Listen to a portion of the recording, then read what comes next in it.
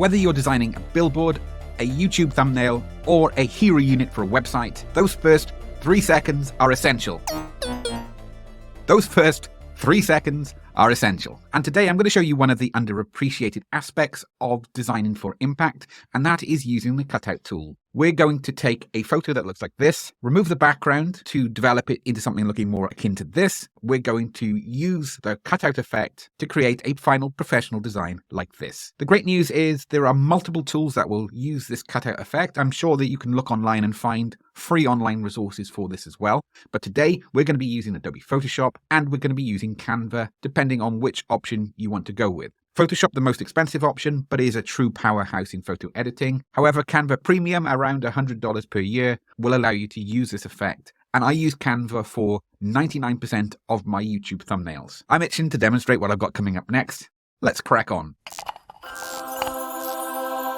We're going to kick things off in Photoshop, and here's an example. I've got a very cheesy photo of yours truly in my own kitchen. I deliberately haven't created this in a professional environment. In fact, I don't create any of my images in a professional environment because it's all about speed and efficiency. I don't even do my hair, what's left of it. Moving on from that depressing subject, let's have a look at some of this background here and see how we can remove it. Traditionally, I would have used the polygonal lasso tool, and different users of Photoshop. I've been using it for 25 years now, maybe longer actually, probably nearer 30. This is just the way that I liked to cut out photos. When I said liked, I hated the job. It used to take ages, and normally I'd be zoomed in far closer than this to get rid of all of the background, and I would select off there, do it section at a time, and then delete that background. In fact, I would need to put it on a second layer, so I would usually have to duplicate the layer first, then I would delete the photo from the background layer, and I'm sure I've made a pig's ear of that. Anyway, we don't need to do this anymore. So I'm going to deselect that, and we start off with our photo.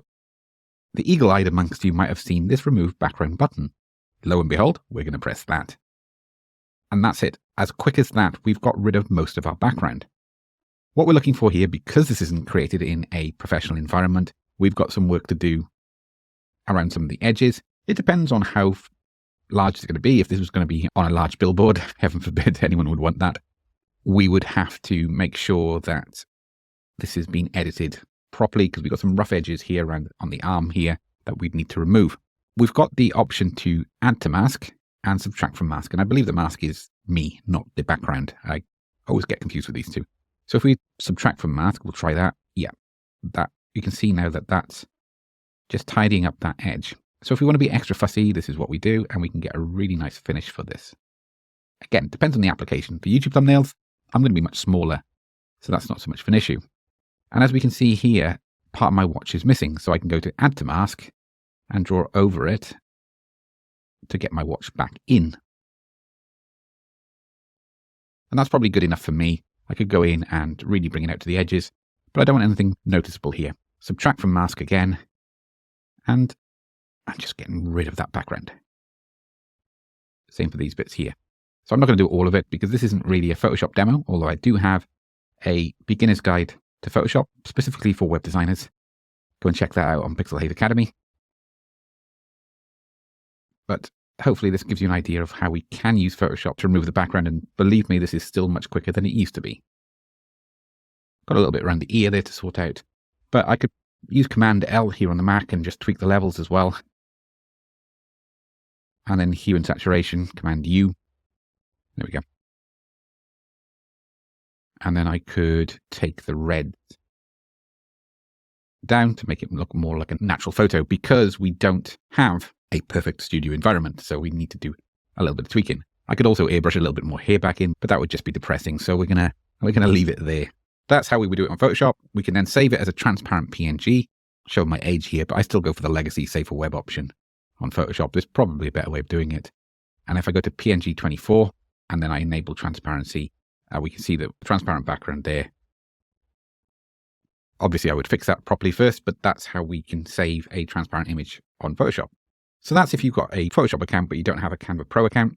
If we jump over to Canva Pro, the reason I'm saying Canva Pro is this is the paid version. I'm not sure if it's Canva Premium, Canva Pro, but the paid version of Canva allows you to really quickly cut out background effects. This example here, which will be the thumbnail for this video, uses multiple photos, all with the cutout effect, with me doing nothing else. That's just the cutout effect, a bit of typography, and then adding some assets into the design.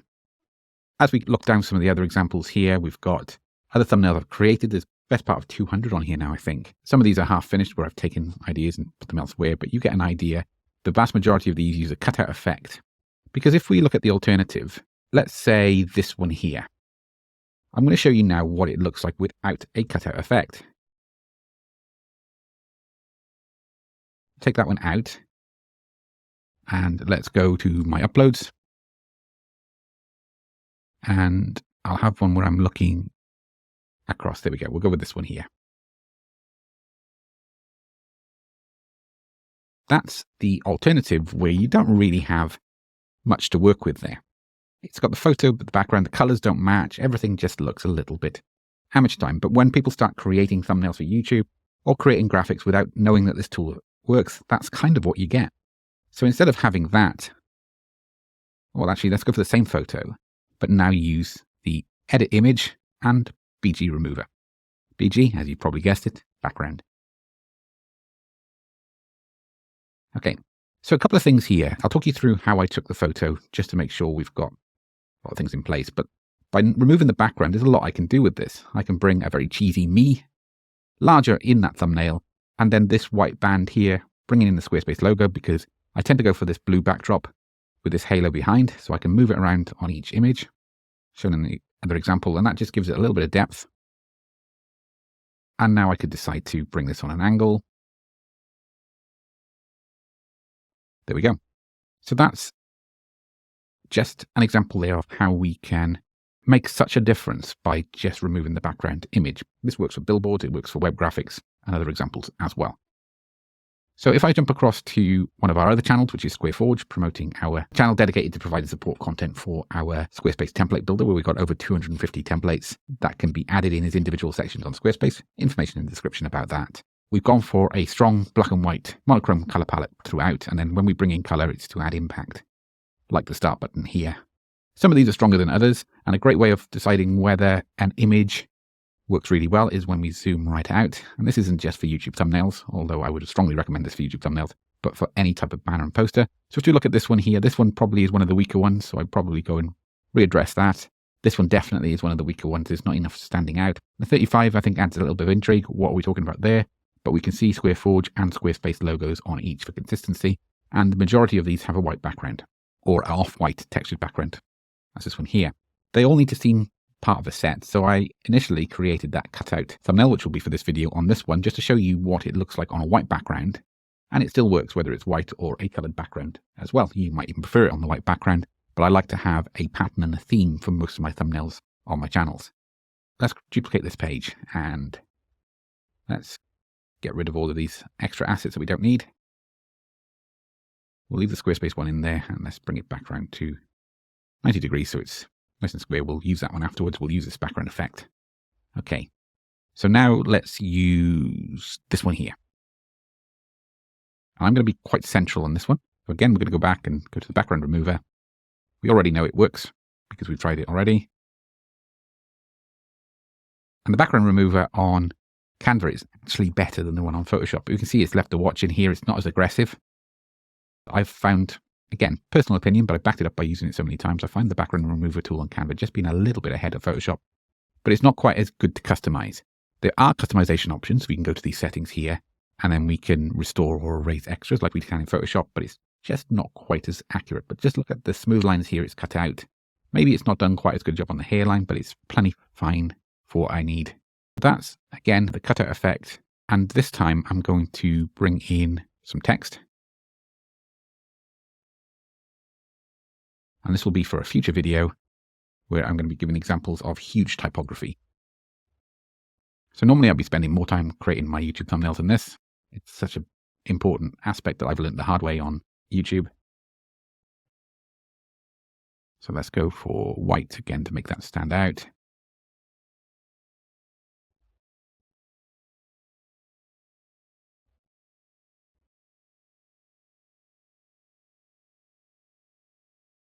I don't want this type to be anywhere near as big because we want to put the emphasis on the huge aspect. So let's try that there. Let's now bring Squarespace over to the right. Bring me over a little bit so I'm more central. Can make this a bit smaller.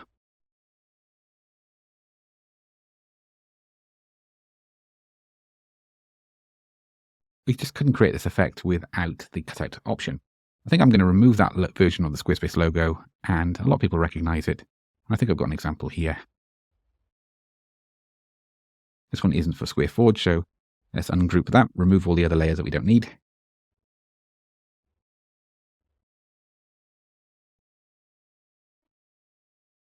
And finally, we're going to drop this in a circular frame. Go to Elements, Frame is already selected, and let's drop it in there.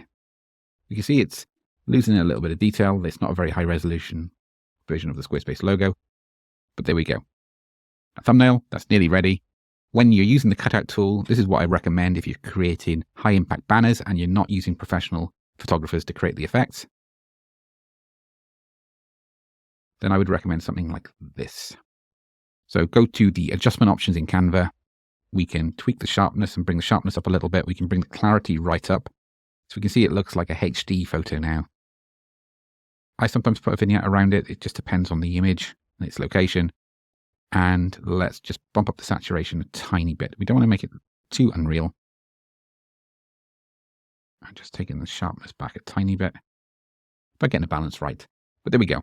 So that's how we can create a billboard. Now, this could easily be a thumbnail image for our blog. It could be on a billboard. Again, I'm not saying it should be on a billboard, but it gives you an idea of how we can use that cutout tool to great effect. Hope you found this helpful. If you want to find out more, or if you'd like to join our new community on Skool, there's information in the description. Otherwise, I'll catch you next time. Cheers.